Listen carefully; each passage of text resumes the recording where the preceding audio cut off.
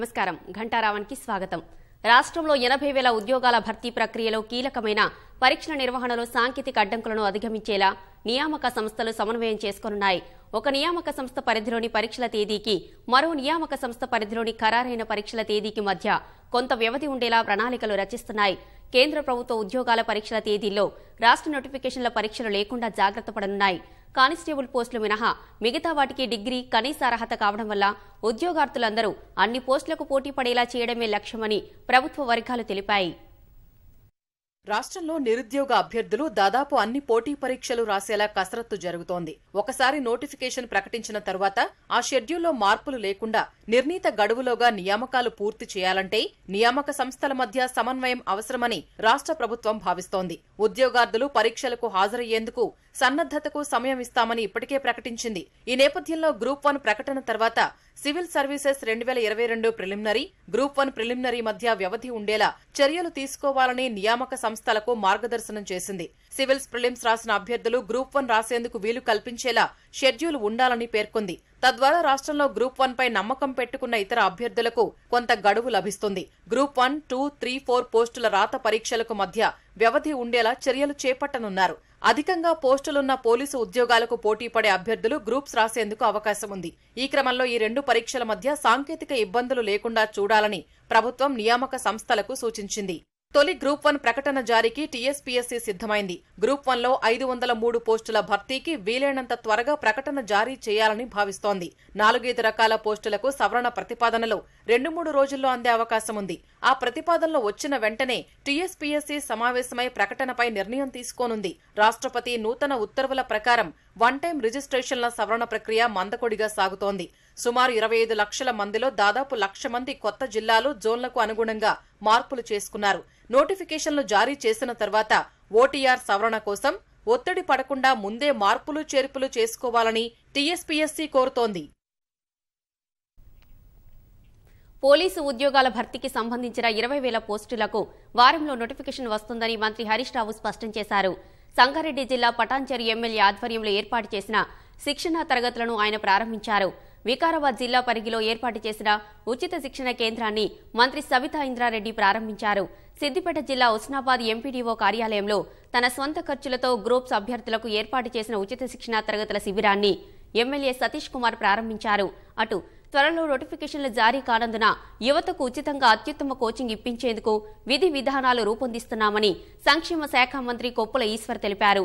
రంజాన్ తర్వాత నుంచి minority study సెంటర్లలో నిపుణులతో ఉచిత కోచింగ్ ఇప్పించేందుకు అవసరమైన చర్యలు వెంటనే చేపట్టాలని ఆదేశాలు జారీ చేశారు.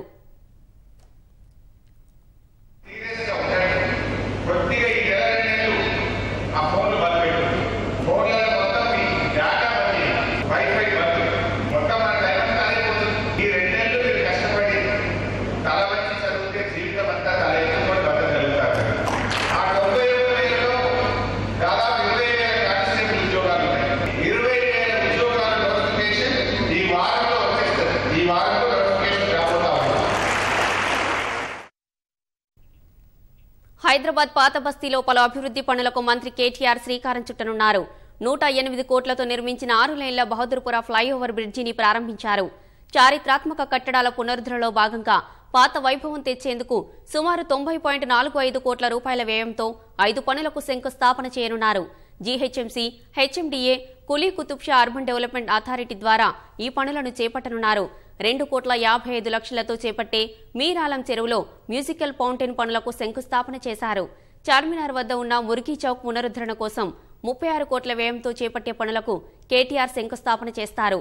21.90 కోట్ల అంచనా వ్యయంతో చార్మినార్ జోన్ మీర్ ఆలం మండి ఆధునికీకరణ పనులు, సర్దార్ మహల్ అభివృద్ధి కోసం 30 కోట్ల రూపాయల అంచనా వ్యయంతో చేపట్టే పనులకు శంకుస్థాపన చేస్తారు. కార్వాన్ అసెంబ్లీ నియోజకవర్గంలో 297.30 కోట్ల అంచనాతో చేపట్టే సీవరేజ్ పనులకు కేటీఆర్ పునరుద్ధరణ చేస్తారు.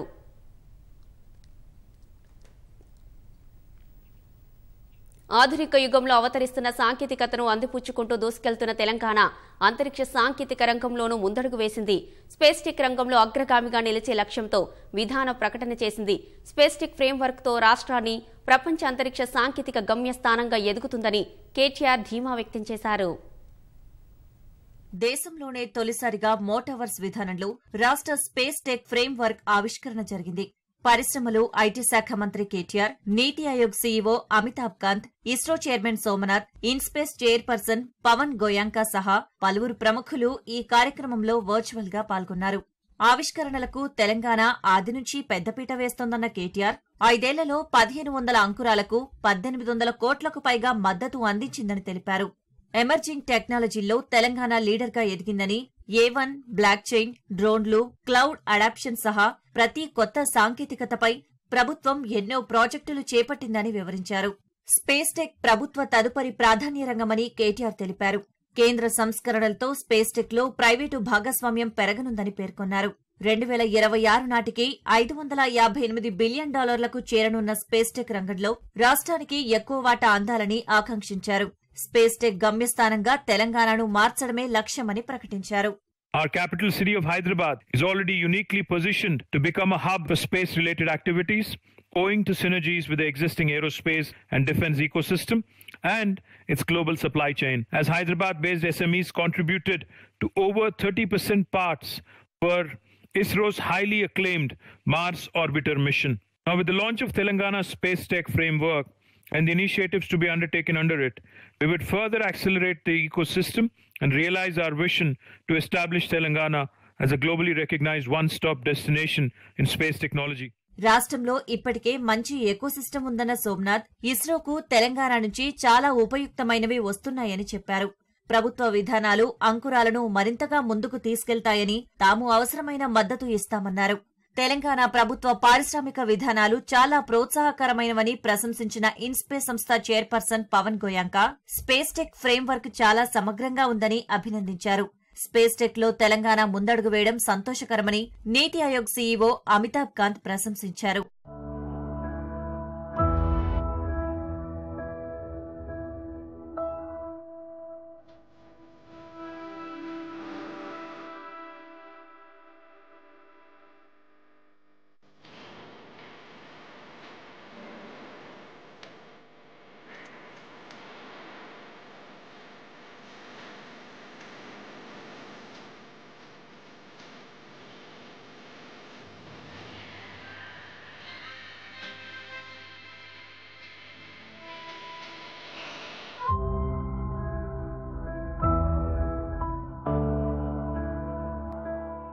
స్పేస్ టెక్ ఎన్ఎఫ్టీ విక్రయాలను కేటీఆర్ ప్రారంభించారు. టోకెన్ల విక్రయం ద్వారా వచ్చే ఆదాయాన్ని సాంకేతికతతో అభివృద్ది చేసే సామాజిక ప్రభావిత ప్రాజెక్టుల్లో తోడ్పాటు ఇచ్చేందుకు ఉపయోగిస్తామని తెలిపారు. దేశంలో అనేక రాష్ట్రాలు రైతు రుణమాఫీ వంటి జనాకర్షక పథకాలపై తాహతుకు మించి ఖర్చు పెడుతున్నాయని స్టేట్ బ్యాంక్ ఆఫ్ ఇండియా నివేదిక వెల్లడించింది. కేంద్రం నుంచి అందుతున్న జీఎస్టీ పరిహారం వచ్చే జూన్తో ముగిసిపోతున్నందున రాష్ట్రాలు ఆదాయానికి తగ్గట్టు ఖర్చుల్లో మార్పు చేసుకోవాలని సూచించింది. ఏ కార్యక్రమాలకు ఎంత ప్రాధాన్యం ఇవ్వాలో తేల్చుకోవాల్సిన సమయం వచ్చిందని అభిప్రాయపడింది. కేంద్రం ఇచ్చే జీఎస్టీ పరిహారం కొన్ని రాష్ట్రాల ఆదాయంలో 5వ వంతుకు పైనే ఉంటుందని, ఆ పరిహార నిధులను ఉచిత వరాలపై వెచ్చిస్తున్నాయని నివేదిక తెలిపింది. తెలంగాణ తనకు వస్తున్న పన్ను రాబడిలో 35% జనాకర్షక పథకాలకు కేటాయించగా, ఆంధ్రప్రదేశ్, రాజస్థాన్, ఛత్తీస్గఢ్, బీహార్, ఝార్ఖండ్, పశ్చిమ బంగాల్, కేరళ 5 నుంచి 19% ఆదాయాన్ని ఈ పథకాలకు వెచ్చిస్తున్నాయని వివరించింది. కొన్ని రాష్ట్రాలైతే తమ సొంత పన్ను ఆదాయంలో 63% జనాకర్షక పథకాలకు వెచ్చిస్తున్నాయని ఎస్బీఐ నివేదిక తెలిపింది. 6 రాష్ట్రాల స్థూల ఉత్పత్తిలో విత్తలోటు 4% మించిపోయిందని వెల్లడించింది. ఆంధ్రప్రదేశ్, తెలంగాణ, అసోం, గుజరాత్, పశ్చిమ బంగాల్ వంటి 17 రాష్ట్రాలు తమ జీఎస్టీపీ వాస్తవ వృద్ధి రేటును యావత్ దేశ జీఎస్టీ వృద్ధి రేటు కన్నా ఎక్కువగా చూపిస్తున్నాయని తెలిపింది. అది ఎలా సాధ్యమో అర్థం కావడం లేదని ఎస్బీఐ నివేదిక పేర్కొంది. యాసంగి సీజన్కు సంబంధించి రాష్ట్ర ప్రభుత్వం ఇస్తామన్న 40.2 లక్షల మెట్రిక్ టన్నుల ముడి బియ్యాన్ని తీసుకునేందుకు కేంద్రం అంగీకరించింది. ఈ ఏడాది సెప్టెంబర్ చివరి నాటికి బియ్యం ఇవ్వాలని స్పష్టం చేసింది. దీంతో యాసంగి ధాన్య వ్యవహారం కొలిక్కి వచ్చినట్లయింది. కేవలం ముడి బియ్యాన్ని మాత్రమే తీసుకుంటామని కేంద్ర ప్రభుత్వం మరోమారు స్పష్టం చేసింది. సాధారణ బియ్యంతో పాటు పోషకాలు కలిపిన ముడి బియ్యం ఇచ్చినా తీసుకునేందుకు సంసిద్ధత వ్యక్తం చేసింది. 40.20 లక్షల మెట్రిక్ టన్నుల బియ్యం వస్తాయని, వాటిని ఇచ్చేందుకు సిద్ధంగా ఉన్నట్లు ఇటీవల కేంద్రానికి రాష్ట్ర ప్రభుత్వం లేఖ రాసింది. తెలంగాణలో ఇప్పటి వరకు 250 ధాన్యం కొనుగోలు కేంద్రాలను ప్రారంభించినట్లు పౌర సరఫరాల శాఖ మంత్రి గంగుల కమలాకర్ తెలిపారు. కోతలకు అనుగుణంగా కేంద్రాలను ప్రారంభిస్తామన్నారు. ఈసారి 36 లక్షల మెట్రిక్ టన్నుల ధాన్యం వచ్చే అవకాశం ఉందన్నారు. సంతృప్తిగా వ్యక్తం చేస్తున్నాం. కొనుగోలు ఎలాంటి ఇబ్బంది లేకుండా కొనుగోలు జరుగుతుందని మేము భావిస్తున్నాం. మాకు అంచనా 60 లక్షలు పెట్టడం ధాన్యం వస్తుంది అంచనా వేస్తున్నాం. గన్ని బ్యాగ్ ఎలాంటి ఇబ్బంది లేకుండా మేము సమకూర్చుకుంటాం. ఎక్కడ ప్రాబ్లం లేదు. అని మిగతా అన్ని విధంగా కొనుగోలు కేంద్రాల విధంగా ఎలాంటి ఇబ్బంది లేకుండా సుమారు 6,200 నుంచి 6,800 కూడా కొనుగోలు కేంద్రాలు ఇప్పుడు సిద్ధంగా ఉన్నాం. ఈ భారతదేశంలో ఎక్కడ ఎంఎస్పీ ఇస్తలేరు కాబట్టి తెలంగాణ రాష్ట్ర రైతులకు ఎంఎస్పీ ఇచ్చేయాలని చెప్పి వేరే రాష్ట్రం రాకుండా కట్టుదిట్టమైన ఏర్పాటు చేయడం జరిగింది. రైస్ మిల్లర్స్ కూడా రైతులు ఇబ్బంది పెట్టకూడదు.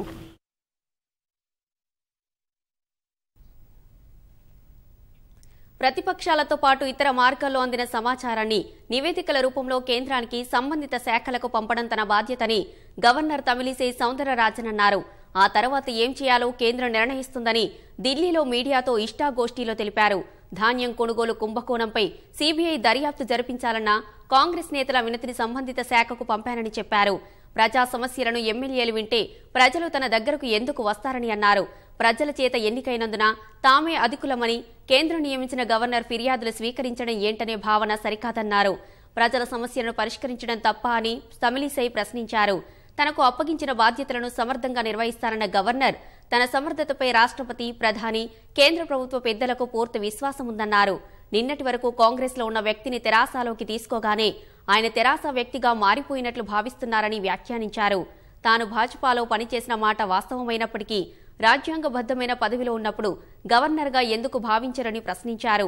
సామాజిక మాధ్యమాల్లో తనపై జరుగుతున్న ప్రచారాన్ని తమిళిసై ఖండించారు.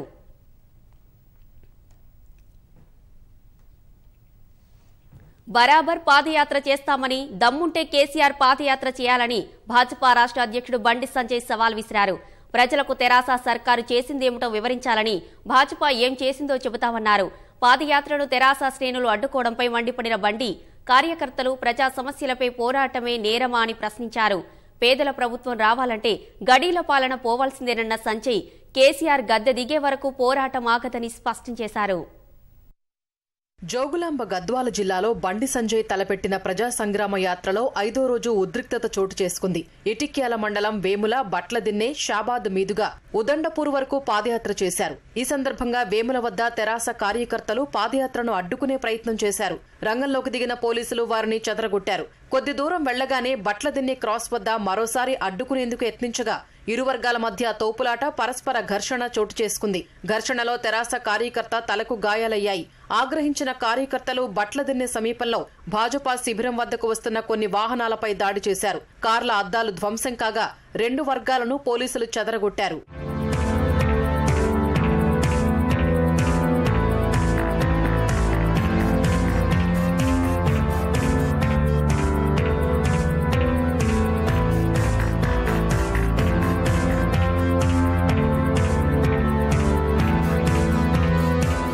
ప్రజా సమస్యల పరిష్కారానికి కృషి చేసేందుకు పాదయాత్ర చేపడుతుంటే తెరాస శ్రేణులు దాడులకు పాల్పడుతున్నాయని భాజపా రాష్ట్ర అధ్యక్షుడు బండి సంజయ్ ఆరోపించారు. పాలమూరు ప్రజలకు విముక్తి కలగాలంటే భాజపా ప్రభుత్వం రావాలన్నారు. గడీల రాజ్యం పోయి గరీబోళ్ల రాజ్యం రావాలని బండి సంజయ్ ఆకాంక్షించారు.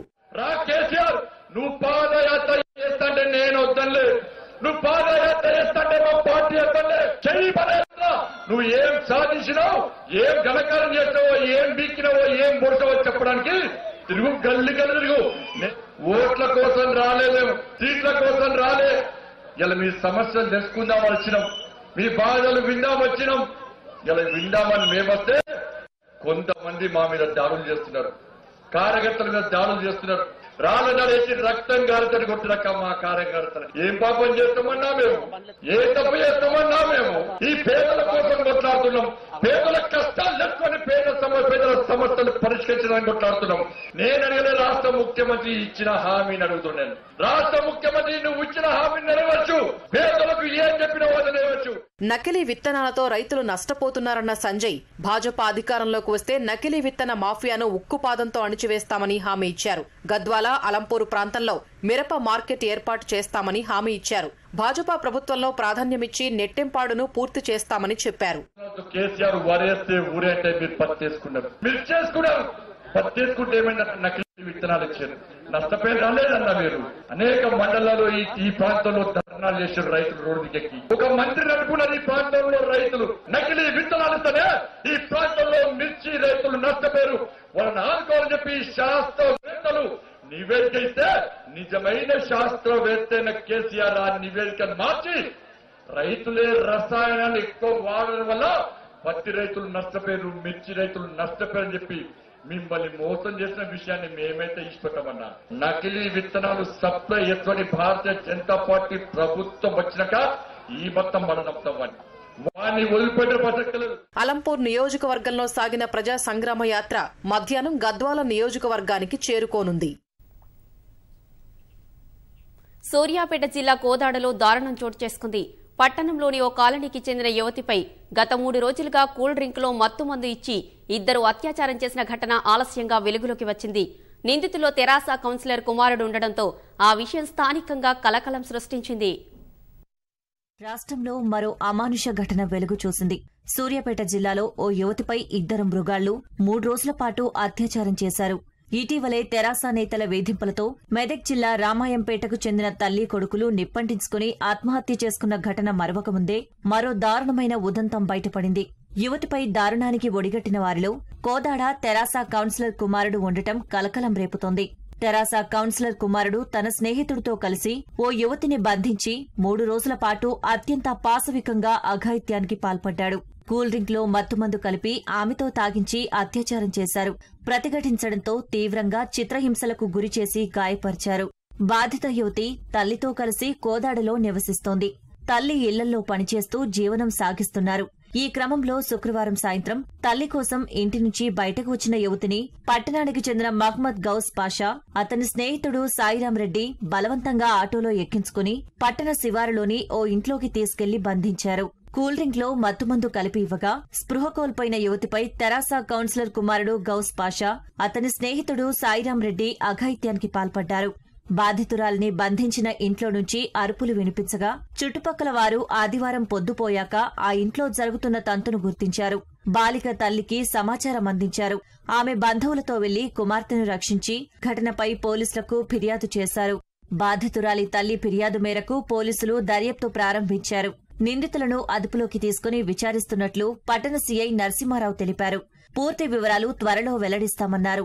నిందితుల్లో ఒకరైన మహ్మద్ గౌస్ పాషా కోదాడ మున్సిపాలిటీ 26వ వార్డు కౌన్సిలర్ ఫాతిమా కుమారుడని అధికార పార్టీ నాయకులు కావడంతో నిందితులు తమను బెదిరిస్తున్నారని బాధితురాలి తల్లి పోలీసులకు, మీడియా ప్రతినిధులకు తెలిపారు. తమకు న్యాయం చేయాలని వేడుకున్నారు. వివాహ నిశ్చితార్థం జరిగింది. ఇక పెళ్లే తరువాయి. వచ్చే నెలలో ఒకటవ్వాల్సిన ఆ జంట దుస్తులు కూడా కొన్నారు. సరదాగా ఆట ఆడదామని యువకుడి కళ్లకు గంతలు కట్టిన ఆ యువతి అతడి గొంతు కోసింది. ఆ తర్వాత ఆసుపత్రిలో చేర్పించి ఏదో గుచ్చుకుందంటూ కథ చెప్పి వెళ్లిపోయింది. కాబోయే వరుడిపై వధువు దాడి చేసిన ఘటన అనకాపల్లి జిల్లాలో కలకలం రేపింది. అనకాపల్లి జిల్లా బుచ్చేపేట మండలం కొమళ్లపూడి వద్ద కాబోయే వరుడిపై ఓ యువతి హత్యాయత్నం చేసిన ఘటన సంచలనం రేపింది. యువతి దాడిలో తీవ్రంగా గాయపడ్డ యువకుడు అనకాపల్లి ఆసుపత్రిలో చికిత్స పొందుతున్నాడు. మే నెలలో ఒక్కటవ్వాల్సిన ఈ జంట విషయంలో అనూహ్యంగా చోటు చేసుకున్న ఈ ఘటన తీవ్ర విషాదం నింపింది.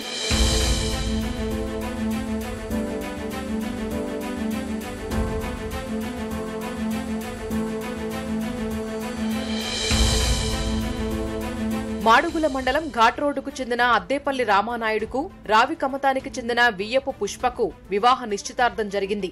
వచ్చే నెల 20న పెళ్లి జరగాల్సి ఉంది. వీరిద్దరూ సోమవారం ద్విచక్ర వాహనంపై వెళ్లి వడ్డాదిలో షాపింగ్ చేశారు. కొమళ్లపూడి శివారు బాబా ఆశ్రమం వద్ద సరదాగా గడిపేందుకు ఆగారు. యువకుడి కళ్లకు గంతలు కట్టి దాగుడు మూతలు ఆడుతున్నట్లు నటించిన యువతి ఉన్నట్లుండి అతడి గొంతుపై కత్తితో దాడి చేసింది. తానే ద్విచక్ర వాహనంపై రావికమతం ప్రాథమిక ఆరోగ్య కేంద్రానికి యువకుడిని తీసుకొచ్చింది. ఏదో గుచ్చుకుని గాయమైందని వైద్య సిబ్బందికి చెప్పి వెళ్లిపోయింది. యువకుడికి ప్రాథమిక చికిత్స చేసిన వైద్యులు పరిస్థితి విషమంగా ఉండటంతో అనకాపల్లి ప్రైవేటు ఆసుపత్రికి తరలించారు.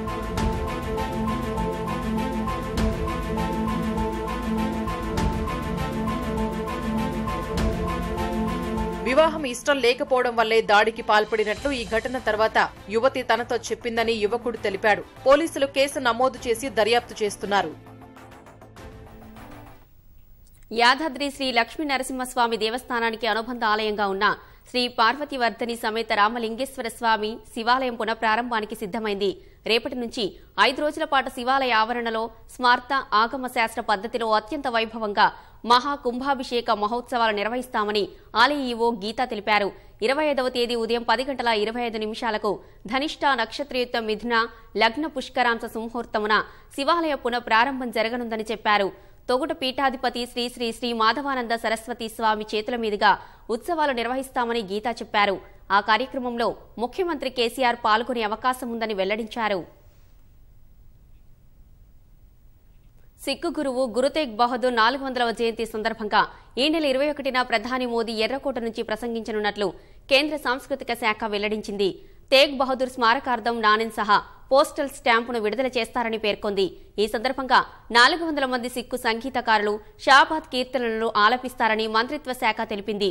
ఢిల్లీ సిక్కు గురుద్వారా మేనేజ్మెంట్ కమిటీ, కేంద్ర సాంస్కృతిక శాఖ సంయుక్త ఆధ్వర్యంలో కార్యక్రమం జరగనున్నట్లు వివరించింది. ఆజాదీ కా అమృత్ మహోత్సవ్ కార్యక్రమంలో భాగంగా నిర్వహించనున్న గురు తేగ్ బహదూర్ జయంతి వేడుకల్లో పలు రాష్ట్రాల ముఖ్యమంత్రులతో పాటు దేశ విదేశాల నుంచి ప్రముఖులు ఈ వేడుకలో పాల్గొంటారని కేంద్ర సాంస్కృతిక శాఖ వెల్లడించింది.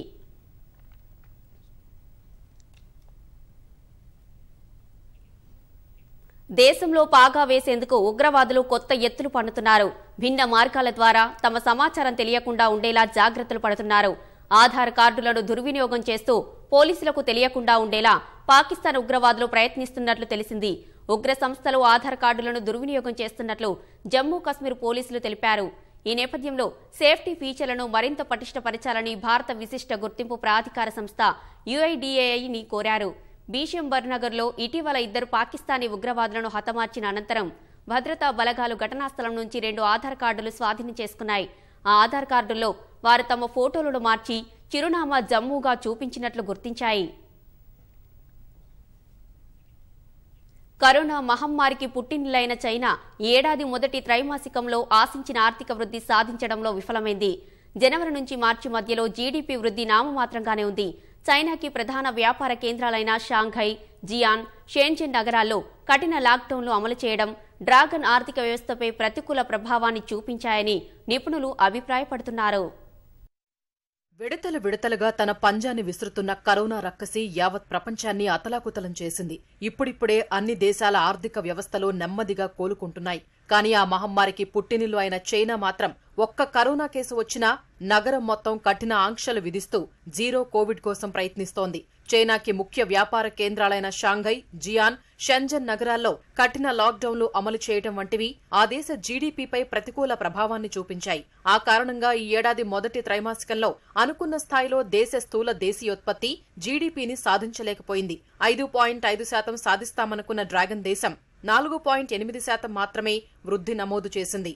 చైనా గత ఏడాది 4వ త్రైమాసికంలో 4% జీడీపీ వృద్ధి సాధించింది. దానితో పోల్చుకుంటే 0.8% పెరిగినా అనుకున్న దానికంటే 0.7% తక్కువగా నమోదు చేసింది. కోవిడ్ కారణంగా ఆర్థిక వృద్ధి కొంచెం మందగించినా గతేడాది కంటే పుంజుకుందని national bureau of statistics NBS తెలిపింది. మహమ్మారిని నియంత్రించడంతో పాటు ఆర్థిక, సామాజిక అభివృద్ధిని సమతుల్యం చేయడంలో మాత్రం విజయం సాధించిందని NBS ప్రతినిధి ఫు లింగుయి అన్నారు. ప్రపంచంలో 2వ అతిపెద్ద ఆర్థిక వ్యవస్థ కలిగిన చైనా స్థిరమైన పనితీరుతో నిలకడైన వృద్ధి నమోదు చేసిందని తెలిపారు. ఈ ఏడాది మొదటి త్రైమాసికంలో డ్రాగన్ విలువ ఆధారిత పారిశ్రామిక ఉత్పత్తిలో 6.5% పెరుగుదల నమోదు చేసింది. వినియోగ వస్తువుల రిటైల్ విక్రయాల్లో 3.3% వృద్ధి సాధించింది. పట్టణ నిరుద్యోగిత రేటు జనవరి, మార్చి కాలంలో 5.5%గా ఉండగా 28 లక్షల పైచిలుకు నిరుద్యోగులకి కొత్త ఉద్యోగాలు వచ్చినట్లు NBS డేటా తెలిపింది.